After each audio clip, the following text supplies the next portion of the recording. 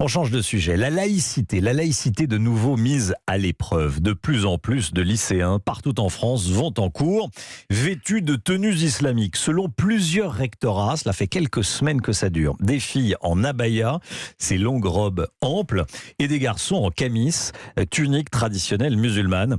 Une information révélée par le journal L'Opinion, alors que le président de la République effectuait un déplacement sur le thème de l'éducation à Marseille en visitant une école en compagnie de son ministre de l'Éducation. Jacques Serret avec nous. Bonjour Jacques. Bonjour.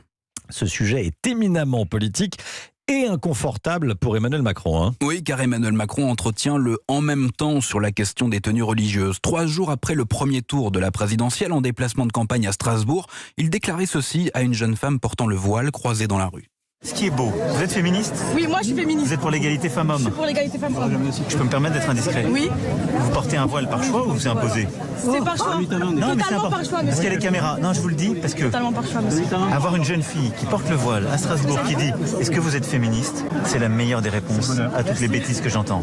Alors bien évidemment, cette scène se déroulait dans l'espace public et non dans un établissement scolaire, mais le candidat trouvait beau de rencontrer une femme voilée et féministe. Ses adversaires lui reprochaient alors de courir après les voix des électeurs de Jean-Luc Mélenchon, le leader de la France insoumise, ayant reçu les suffrages, selon les sondages, de près de 70% des électeurs musulmans.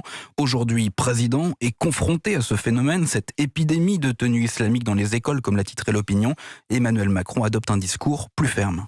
La politique que je veux conduire est toujours la même, celle de la vérité. Il doit y avoir aucun tabou, aucun interdit et non plus aucun fantasme. Et ensuite, je veux que la loi de la République s'applique. Et la loi est très claire pour tous les élèves dans nos écoles. Il n'y a pas de signe religieux, quel qu'il soit. Le beau, comme le décrivait il y a 2 mois Emmanuel Macron, n'a donc pas sa place dans les écoles, pas de signes religieux dans l'enceinte des établissements scolaires, de la nécessité pour le chef de l'État de le rappeler, de la difficulté aussi de ne pas heurter la sensibilité des électeurs à 9 jours des législatives.